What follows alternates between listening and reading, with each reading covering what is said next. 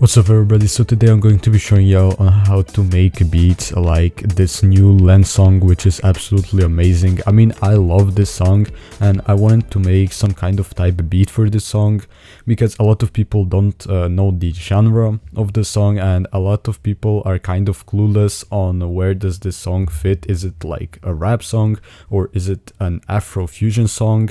And there are no beats like this song, you know, for artists who are trying to make this type of mash between Afrofusion and rap. There's not a lot of type beats for this genre, so today I'm going to be making a tutorial on how to make these types of beats.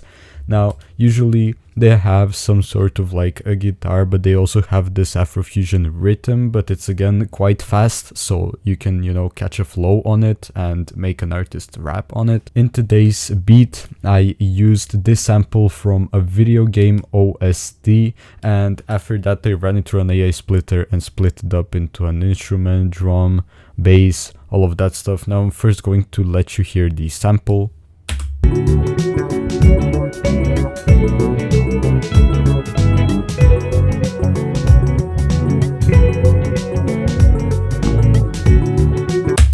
Now, a lot of y'all might be like, bro, how are you going to turn this into an Afrofusion beat? And let me just tell you. So this right over here, this is just the music part of it. It's chopped up and it's also sped up to 130 BPM, and here's how it sounds.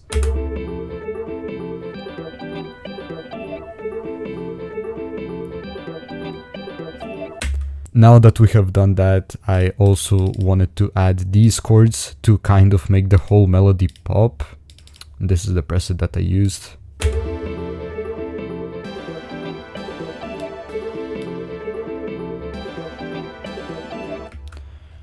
With that, I also added the bass.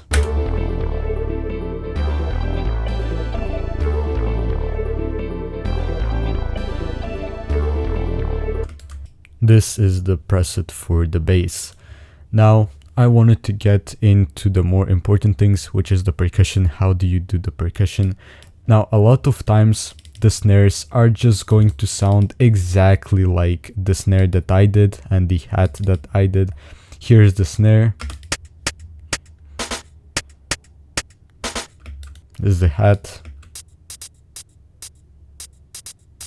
You kind of always have to catch this Afrofusion vibe with the percussion, like it is mandatory. It also would be good for you to use acoustic drum samples because they honestly help out a lot with creating the vibe. This is the second hi-hat. Usually you can do this velocity pattern and just spam out the hi-hats and it will sound pretty bouncy, but sometimes I also like to add a shaker instead of a hi-hat. Here we have a clap, which is more of like a secondary clap. It's not the main, you know, snare. Finally, we have a little bit of open hats. And when the 4 bars end, instead of like a snare roll, a drum roll, I usually just like to make this little pause. And after the beat drops, you know, after the first bar, I just add these snares as well. Now these are rims, not exactly snares, but they go well with the snares.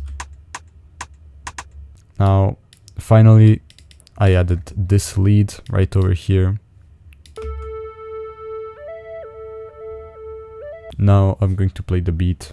Take a listen and let me know if you have any questions down in the comments.